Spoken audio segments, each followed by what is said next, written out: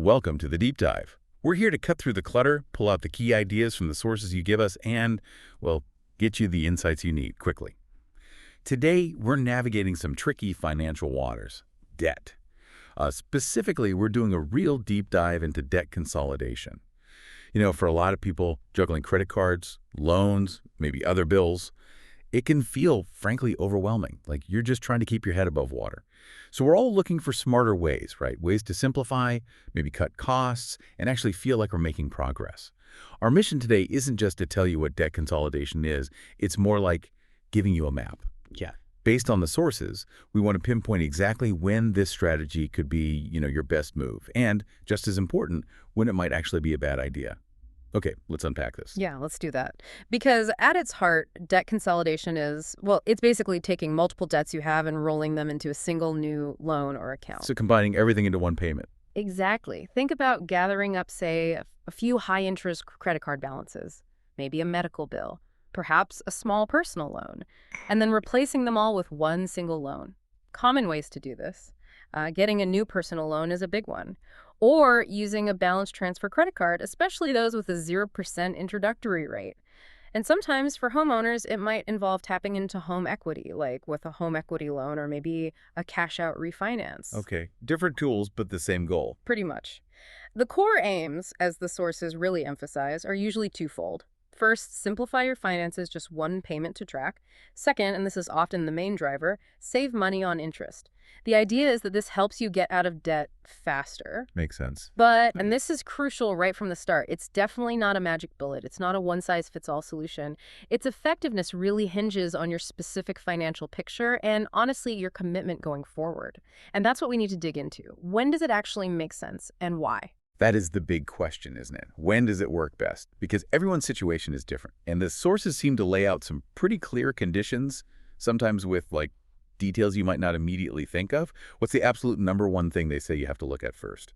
Okay, the non-negotiable starting point, according to everything we looked at, is this. Can you get a significantly lower interest rate than what you're paying right now across all your debts? Seems obvious, but why is it so fundamental? Well, it sounds simple, but the impact is huge. You're essentially trying to flip the script on compound interest. Instead of it working relentlessly against you, piling up charges, you want it working for you, or at least less against you. Imagine you're carrying, say, $15,000 spread across cards, averaging maybe a 22% APR. That's high.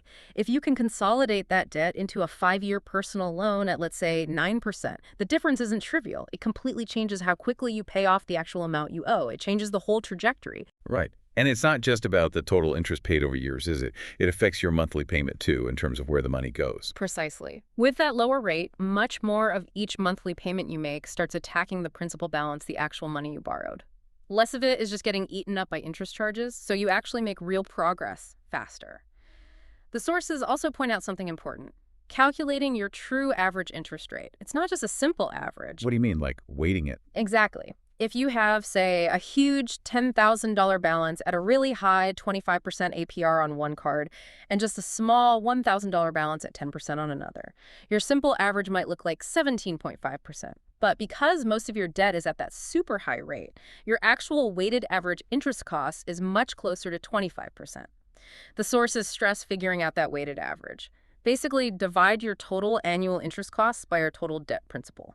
Getting a new loan with a rate significantly below that weighted average after accounting for any fees is the goal. That's the green light. Yeah, that's a crucial calculation. So the math has to work. Lower interest is key. But debt isn't just numbers on a page, right? It's stressful. It weighs on you. And the sources talk about another big reason people consolidate. Just simplifying things, getting some mental relief. Oh, absolutely. That's a consistent theme, the sheer value of simplifying your financial life. Just think about the mental energy involved. Maybe you have 5 different credit cards, a store card, a personal loan. Each one has a different due date, a different minimum payment, a different website to log into. It's exhausting. Yeah, it's easy to slip up. It really is. It's a setup for stress, maybe missing a payment by accident, which can then ding your credit score. So rolling all that into one single predictable monthly payment, that cuts down the mental clutter massively. It makes budgeting easier, reduces that constant low-level anxiety about due dates, and lowers the risk of accidentally missing something. It's like tidying up your financial house. Yeah. Makes perfect sense. But There's always a but, isn't there? while that simplification is great, the sources give a pretty stark warning here. What happens, or what can happen, when you suddenly have all those old credit cards with zero balances again? Ah, yes, this is the danger zone, and it's a really critical point they make. Consolidation gives you a clean slate, which feels good, but the sources are absolutely clear. You cannot fall back into the trap of running up new debt on those old, now empty cards. If you consolidate, say, $10,000 of credit card debt, but then you start charging those cards back up, you're not just back to square one. You're worse off. Much worse off. You end up in this kind of double debt nightmare. You've got the new consolidation loan payment plus all the new high interest credit card debt you've accumulated again.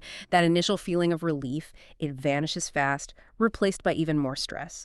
The sources are really blunt about this. It's not a small mistake. It can be financially devastating. Right. You really hammers home that consolidation is a tool, not some kind of automatic fix for spending habits. And speaking of getting the best tool, getting good terms on that new loan, that often comes down to your credit score, doesn't it? The sources seem to highlight this as a really good opportunity if your credit has improved recently. That's spot on. Your credit profile is basically the gatekeeper for the best consolidation deals. The personal loans with the lowest rates, those really attractive 0% balance transfer offers, and definitely anything involving home equity. Those are typically reserved for people with good to excellent credit. Usually we're talking a FICO score in the, high 600s or ideally 700s and above. So if you've put in the work, maybe you've been really consistent with payments, paid down some balances, disputed errors, your score might be higher now. Using that improved creditworthiness to consolidate expensive, older debt, that can be a really smart strategic move. But what if your credit isn't great? Is consolidation just off the table then? Or are the options just less good? It becomes much trickier. The sources are pretty clear. If your credit score is still in the lower ranges, the consolidation loans you might qualify for could come with really high interest rates themselves, possibly even higher than some of the debts you're trying to consolidate, especially once you factor in origination fees. So you could end up paying more. Exactly. In that scenario, consolidation wouldn't just be unhelpful, it could actually make your debt problem worse. You'd be locking in a high rate on all your debt. The core advice here is consolidate only if it genuinely gives you a better deal, a clear financial advantage. Not just for the sake of consolidating, it really emphasizes the need to shop around, get quotes from different reputable lenders, banks, credit unions, online lenders, and compare the total cost. And if consolidation just doesn't make mathematical sense because of your credit situation right now, there are other paths, maybe a debt management plan through a nonprofit credit counseling agency. Okay, that's important context. Knowing when not to do it is as important as knowing when to do it. But sometimes. The main goal isn't purely the lowest possible interest rate over the long haul, right? The sources talk about another situation where consolidation can be really useful, when you just need to lower your monthly payments to free up cash flow right now. Yes, this is that classic trade-off scenario. And the sources explain it well. Consolidation can lower your total monthly outlay, mainly by stretching the repayment period over a longer term. For instance, maybe your current debts have you on track to pay everything off in, say, 3 years. If you consolidate into a new loan with a 5-year or maybe even a 7-year term, your required monthly payment will likely drop, even if the interest rate isn't dramatically lower. Giving you some breathing room each month. Precisely. That freed up cash can be incredibly important if you're really struggling to cover basic living expenses, or if you're at risk of defaulting on something. It creates that vital breathing room in a tight budget that can be invaluable for some households just trying to stay afloat. But that breathing room comes at a cost, right? What's the long-term downside the sources warn about, even if the interest rate itself is okay? Yeah, the trade-off is significant. While you get immediate relief with that lower monthly payment, extending the loan term almost always means you end up paying more in total interest over the life of the loan.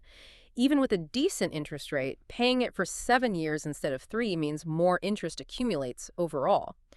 So the advice is generally to use this strategy, consolidating primarily to lower payments cautiously. Only do it if you genuinely need that immediate cash flow relief to avoid worse outcomes, like default, not just because a lower payment sounds nice.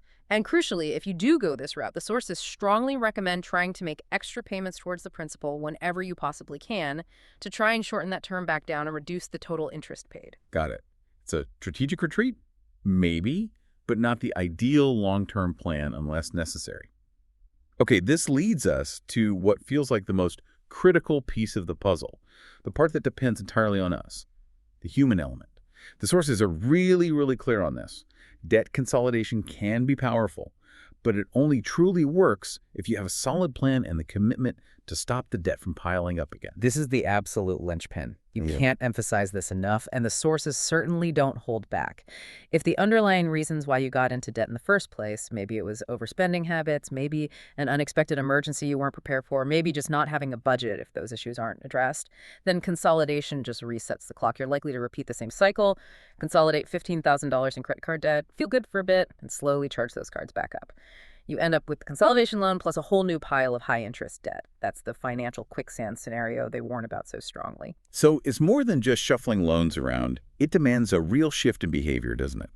What kind of practical steps do the sources suggest to make sure this fresh start actually sticks? It absolutely requires a change in habits. The sources mention things like seriously consider closing some of those old credit card accounts once they're paid off by the consolidation loan. Or if you keep them, maybe physically cut up the cards if you don't trust yourself. Or really commit to only using them if you can pay the balance in full every month. No carrying balances again. It also means getting serious about budgeting, tracking your spending, and crucially, building up an emergency fund. That emergency fund is what helps you handle unexpected costs in the future without automatically reaching for a high-interest credit card. This is why consolidation often works best when someone has had a kind of financial wake-up call and is genuinely motivated to change things. The goal is to use this as a tool to get truly debt-free, not just see it as a way to enable more borrowing. Personal discipline is key. That's a really important point. Discipline is just as important as the interest rate. And speaking of rates and costs, let's talk about the fine print, the numbers. Our sources really stress looking beyond the headline rate. You have to dig into the fees, right? Because those can sometimes eat up the savings. Oh, absolutely. A detailed cost-benefit analysis is essential. Consolidation options aren't always free. Personal loans, for example, often come with origination fees. These can be anywhere from, say, 1% to maybe even 8% of the total loan amount, and they're usually taken out up front. Balance transfer credit cards almost always have balance transfer fees, typically 3% to 5% of the amount you're moving over. So transferring $10,000 could cost you $300 to $500 right off the bat. Exactly. Now, that fee might still be worth paying if you're getting, say, 18 months of 0% interest on that $10,000 compared to paying 22% interest. But you have to do the math. Factor that fee into the total cost. Understand what your real effective APR is. People see 0% intro APR and think it's free money, but they forget the transfer fee. Or, crucially, they don't have a plan to pay it off before that intro period ends and the rate jumps up, often quite high. That's a common trap. And what about using your house, like a home equity loan or HELOC for consolidation? The sources mention this, but also seem quite cautious about it. Yes, this is probably the option with the biggest potential risk, alongside the potential benefit. When you use a home equity loan, a HELOC, or a cash-out refinance to consolidate debt, the sources highlight that you're making a fundamental shift. You're taking debt that was previously unsecured, like credit card debt, where there's no collateral backing it, and you're now securing that debt with your house. So your house is on the line if you can't pay. Precisely. The upside is you almost always get a much lower interest rate because the lender's risk is way lower. They have your house as collateral. But the massive downside is exactly that. If life throws you a curveball, you lose your job, have a medical emergency, and you can't make the payments on that consolidated loan, the lender can potentially foreclose on your home. The sources really position this as an option for people with very stable income, a lot of financial discipline, and significant equity. Or maybe in dire situations where the alternative is even worse, like bankruptcy. It's not a move to make lightly. The stakes are just so much higher. Okay, that's a lot to consider. So what does this all mean? Wrapping things up, our deep dive today really makes it clear. Debt consolidation can be a really effective strategy. Right. But only if it's used smartly in the right circumstances. We've talked about the key things to look for. Definitely getting that lower weighted average interest rate.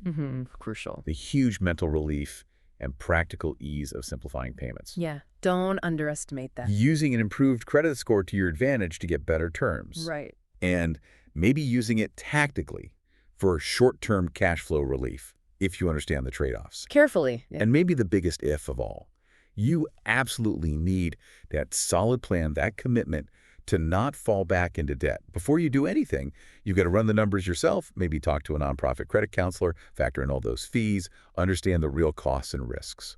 So what's the final word here? The main takeaway. I think it boils down to what the sources kept repeating. Debt consolidation only works if you follow through. You have to actually make the payments on the new loan on time, every time. And, crucially, you have to resist accumulating new debt while you're paying it off. It's meant to be a pathway out of debt, a chance to reset your finances, not just, well, not a license to borrow more. And remember, if consolidation doesn't seem right for you, maybe the rates aren't good enough because of credit. Or you know you haven't tackled the spending habits yet. There are other options. You can try negotiating directly with your current creditors for lower rates. Or look into a formal debt management plan, DMP, through a reputable nonprofit agency. DMPs often consolidate payments and reduce rates without requiring a brand new loan. Good point. There are alternatives. Yeah, but for many people, if they approach it correctly, a straightforward consolidation can be a financial lifesaver. The key is going in fully informed, eyes wide open. Understand the benefits, yes, but also understand the risks and the required commitment. Ultimately, the real power isn't just in the act of consolidating. It's in the knowledge you gain and the disciplined action you take afterwards to build a truly debt-free future. So maybe the final thought for you, the listener, is this. Beyond just asking if you can consolidate, ask yourself, are you truly ready to commit to long-term financial habits needed to make this a genuine, lasting success?